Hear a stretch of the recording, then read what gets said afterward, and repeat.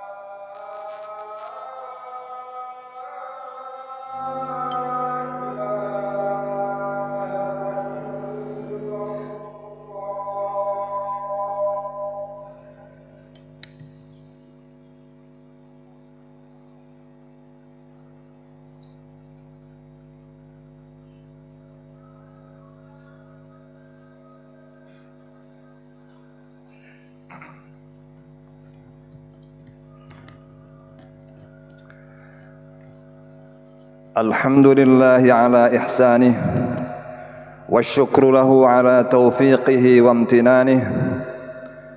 Ashhadu an la ilaha illallah ta'ziman li sya'nih wa ashhadu anna Muhammadan abduhu wa rasuluhu ad-da'i ila jannatihi wa ridwanih.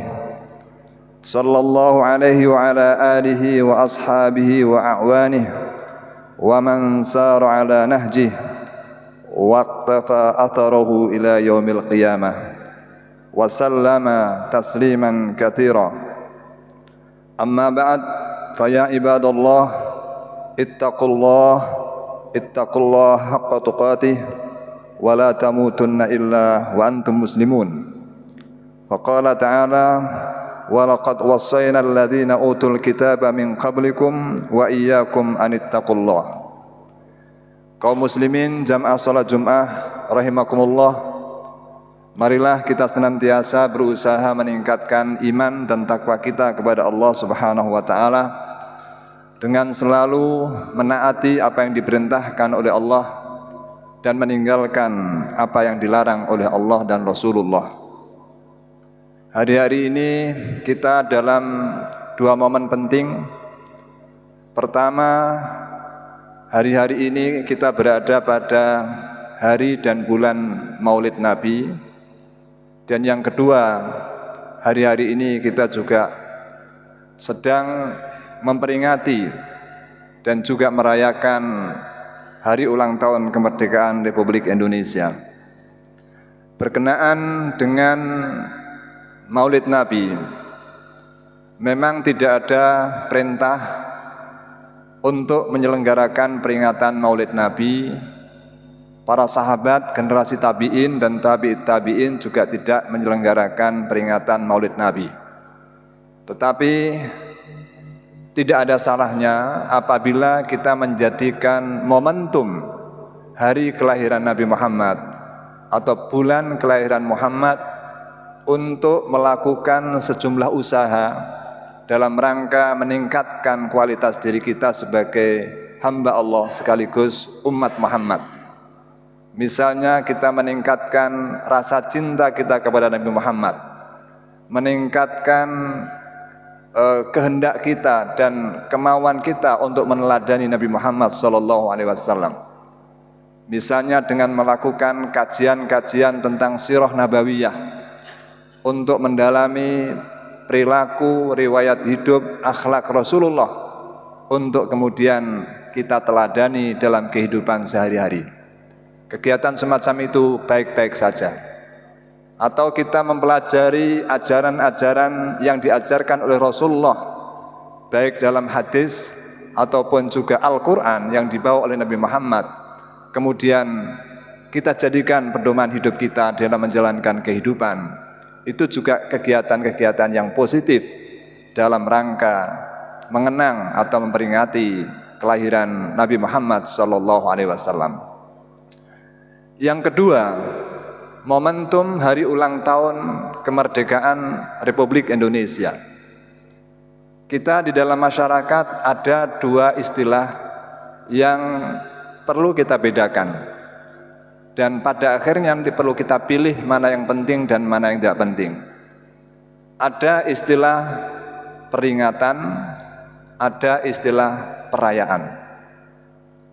Peringatan hari kemerdekaan itu artinya kita mencoba mengingat kembali sejarah kemerdekaan bangsa ini untuk kemudian melakukan refleksi, muhasabah, sejauh mana kemerdekaan itu sampai saat ini sudah betul-betul terwujud, yang pada akhirnya kita bisa mengetahui kekurangan dan kelebihan kita dalam rangka menyusun langkah ke depan sehingga bangsa ini menjadi lebih baik. Dengan demikian, peringatan itu lebih bersifat batiniyah, refleksi, introspeksi, bermuhasabah, dan sekaligus mensyukuri kemerdekaan itu sendiri. Sedangkan perayaan itu lebih bersifat lahiriah, ungkapan rasa gembira, riang yang diwujudkan dengan sejumlah kegiatan-kegiatan yang menggembirakan. Bagi orang Islam tentu saja peringatan yang lebih bersifat reflektif, muhasabah itu jauh lebih penting dari sekedar menghibur diri dengan keramaian, dengan hiburan. Sebagai orang Islam, ada tiga hal paling tidak yang perlu kita ambil pelajaran dari peristiwa kemerdekaan Republik Indonesia. Yang pertama adalah bahwa kemerdekaan itu adalah nikmat Allah yang luar biasa. Para pendiri bangsa ini sudah menulis dan menyadari hal itu. Dalam pembukaan Undang-Undang Dasar 45 alinea 2 disebutkan atas berkat rahmat Allah Subhanahu wa taala. Ini menandakan bahwa kemerdekaan yang diraih oleh bangsa Indonesia tidak datang begitu saja, tetapi merupakan karunia, anugerah, nikmat, rahmat dari Allah Subhanahu wa taala. Bagi kita generasi masa kini yang tidak mengalami masa penjajahan, barangkali kemerdekaan itu terasa biasa-biasa saja. Tetapi marilah kita mencoba membayangkan bagaimana seandainya kita menjadi sebuah warga, masyarakat atau negara di mana penjajahan itu masih berlangsung. Hari ini masih ada sebagian dari umat manusia yang terjajah, misalnya teman-teman kita, saudara kita yang berada di Palestina. Mereka terjajah oleh Israel. Bagaimana kehidupan mereka? Kehidupan mereka tidak bebas, tidak leluasa. Setiap saat senantiasa menghadapi intimidasi, menghadapi kezaliman, dan bahkan kadangkala mereka harus melakukan atau menghadapi penganiayaan dari tentara-tentara Israel. Jangankan rumah bisa dibangun, nyawa pun kadangkala tidak bisa dipertahankan. Itulah kehidupan di dalam alam penjajahan. Hari ini negara kita tidak lagi terjajah secara fisik. Hari ini kita bebas melakukan ibadah bebas, bekerja bebas, melakukan perjalanan kemana-mana bebas. Ini adalah akibat dari nikmat kemerdekaan yang diberikan oleh Allah kepada kita. Karena itu seharusnya kemerdekaan ini harus kita syukuri. Setelah kita menghayati arti kemerdekaan semacam itu, akan muncul dalam diri kita rasa syukur kepada Allah Subhanahu wa taala bahwa kemerdekaan adalah betul-betul nikmat Allah. Syukur itu harus diwujudkan dalam bentuk ketaatan kepada Allah dan meninggalkan kemaksiatan, serta yang kedua, memanfaatkan nikmat kemerdekaan itu dengan sebaik-baiknya. Yang kedua, kemerdekaan harus kita renungkan bahwa kemerdekaan tidak terjadi kecuali dengan adanya usaha, jasa, dan jerih payah orang-orang yang telah mendahului kita. Banyak pejuang-pejuang di masa lalu yang harus bekerja keras, harus berjuang, berkorban dengan hartanya, tenaganya, waktunya, bahkan dengan keringatnya, darahnya, bahkan dengan nyawanya. Untuk apa? Untuk membebaskan negeri ini dari penjajahan dan kezaliman. Maka selaku generasi yang tidak mengalami itu semuanya, sepatutnya kita menghargai jasa dan jasa mereka dan pengorbanan mereka. Itulah ciri generasi yang baik. Generasi yang baik adalah yang tidak pernah melupakan jasa orang yang telah berbuat baik kepadanya. Allah berfirman, wala tansawul fadla bainakum. Janganlah kamu melupakan jasa atau kebaikan orang di antara kamu. Dalam ayat yang lain, ciri generasi baik itu yaitu yang senantiasa mendoakan orang-orang yang telah mendului mereka dalam keimanan. Walladzina ja'u min ba'dihim yaquluna rabbana ighfir lana wa li ikhwanina alladzina sabaquna bil iman wa la taj'al fi qulubina ghillan lil ladzina amanu Rabbana innaka ra'ufur rahim. Ayat ini menggambarkan bahwa dan orang-orang yang datang sesudah mereka, artinya generasi belakangan yang baik, yaitu yang senantiasa berdoa, Rabbana ighfir lana, Tuhan kami, ampunilah kami semuanya, wali ikhwanina alladzina sabaqunal iman, ya sabaquna bil iman, dan juga saudara-saudara kami yang telah mendahului kami dalam keimanan. Wala taj'al fi qulubina ghillan lil ladzina amanu, dan janganlah jadikan di dalam hati kita ada kedengkian kepada orang-orang yang beriman. Rabbana innaka ra'ufur rahim, Tuhan kami sesungguhnya Engkau Maha Penyantun lagi Maha Penyayang. Ini artinya generasi yang baik adalah generasi yang senantiasa mengenang, mengingat dan menghargai jasa orang-orang yang telah berbuat baik untuk mereka, baik dengan penghargaan maupun dengan doa-doa yang baik untuk mereka. Pelajaran yang ketiga adalah bahwa kemerdekaan tidak mungkin diraih kecuali dengan beberapa nilai-nilai yang patut kita warisi. Pertama adalah nilai perjuangan. Kemerdekaan tidak bisa diraih kecuali dengan perjuangan. Kemerdekaan tidak bisa diraih kecuali dengan persatuan. Kemerdekaan tidak bisa diraih kecuali dengan semangat untuk mencintai negara kita. Maka nilai-nilai semacam itu yang telah mewujudkan kemerdekaan itu, yang telah dilakukan oleh generasi pendahulu kita. Sehingga seharusnya generasi masa kini juga mampu mewarisi nilai-nilai luhur tersebut untuk bisa mengisi kemerdekaan ini dengan sebaik-baiknya. Semua nilai itu cocok sesuai dengan ajaran Islam. Perintah untuk berjuang menegakkan keadilan ada dalilnya dalam Al-Quran. Perintah untuk bersatu ada dalilnya dalam Al-Quran. Bagaimana dengan cinta negara? Ada dalilnya di dalam sebuah hadis. Rasulullah SAW pernah bersabda yang mengungkapkan rasa cintanya kepada tanah kelahirannya, yaitu negeri Mekah. Dalam hadis tersebut riwayat Tirmidzi, Rasulullah bersabda, "Wallahi innaki la khairu ardillah." Demi Allah, engkau wahai tanah Mekah adalah sebaik-baik bumi Allah. Wa ahabbu ardillah ilayya, dan negeri atau bumi Allah yang paling aku cintai. Walaula anni ukhristu minki ma kharajtu, seandainya aku tidak diusir dari engkau wahai Mekah, karena Rasulullah hijrah ke Madinah karena diusir oleh warga Mekah saat itu, ma kharajtu, nescaya aku tidak akan pernah keluar dari engkau wahai Mekah. Ini adalah ungkapan Rasulullah tentang kecintaannya kepada tanah kelahirannya, yaitu Mekah. Seandainya Rasulullah tidak diusir oleh orang-orang musyrik Mekah sehingga akhirnya berhijrah ke Madinah, tentu Rasulullah akan lebih suka untuk tinggal di Mekah. Ini adalah gambaran bagaimana Rasulullah mencintai tanah kelahirannya. Kaum muslimin sama salat Jumat rahimakumullah, itulah sejumlah hal yang patut kita kenang dan kita lakukan justru di momen-momen seperti ini. Dan mudah-mudahan kita semuanya menjadi hamba-hamba Allah yang pandai mensyukuri segala nikmat Allah Subhanahu wa taala. Aqulu qouli hadza wa astaghfirullah li wa lakum wa lisairil muslimina min kulli dzamb fastaghfiruh innahu huwal ghafurur rahim.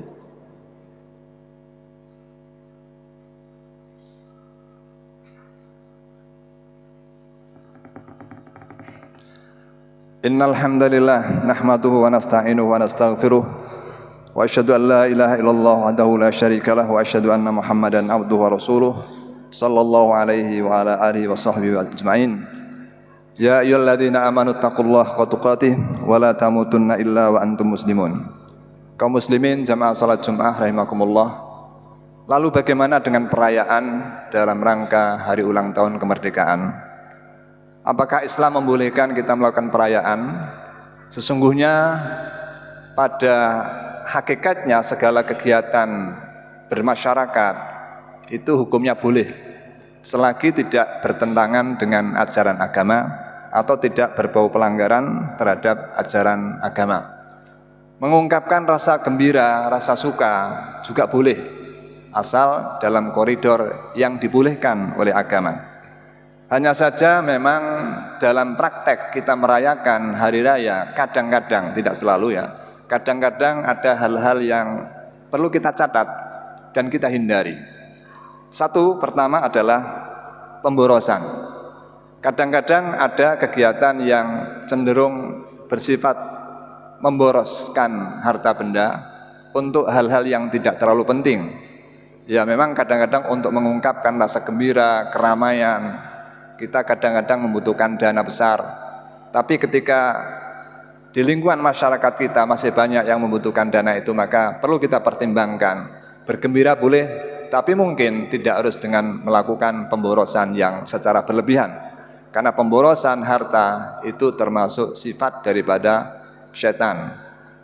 Allah berfirman, "Wala tusrifu, innallaha la yuhibbul musrifun." Janganlah berlebih-lebihan, sesungguhnya Allah tidak menyukai orang-orang yang berlebihan.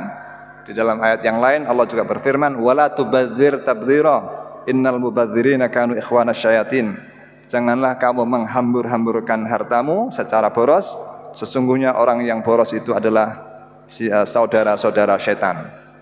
Yang kedua, dalam kita melakukan kegiatan entah itu karnaval, aneka macam perlombaan, hiburan dalam rangka perayaan, jangan sampai kita melakukan penampilan yang cenderung melanggar syariat.